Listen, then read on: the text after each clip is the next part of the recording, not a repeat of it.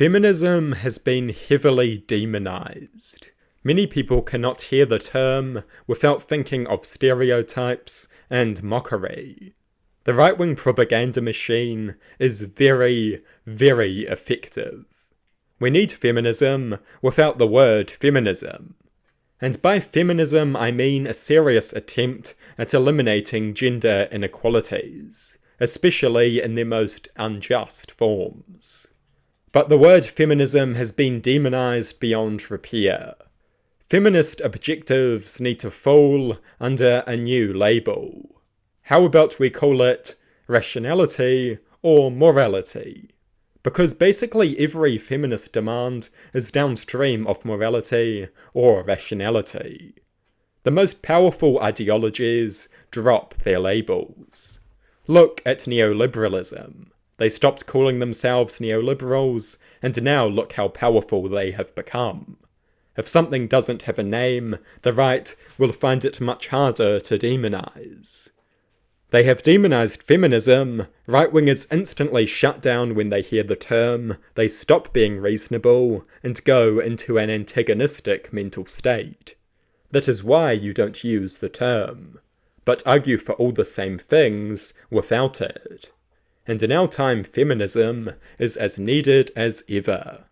Donald Trump, an anti-abortion sex offender, notorious for his misogyny, inhabits the highest office on earth.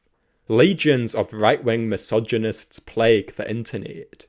Sexism is less common, misogyny is more common. Right-wingers don't think that women are simply different to men and have a different role to play. Many right-wingers just despise women. The legions of incels are not old-timey sexists, they are vicious, hateful misogynists. Sexism is bad, misogyny is even worse. And it is everywhere. I am very pleased that I am not a woman. The amount of vitriol women face online is insane, especially in the political realm. I face plenty of disdain as a commentator, but I know I would face 100 times more if I was a woman, and I would not be taken anywhere near as seriously. I would have to constantly watch my language to avoid being written off as hysterical or emotional. And I am not saying that as some recognition of guilt and privilege. I am saying this as a very simple observation of undeniable reality.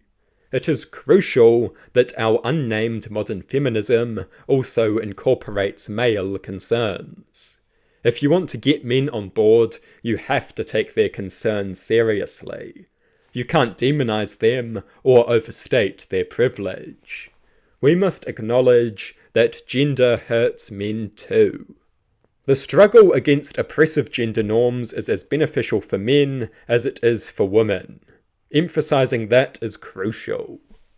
Most importantly, feminism cannot be portrayed as a struggle between men and women. It is not, and it never has been. This is right-wing framing.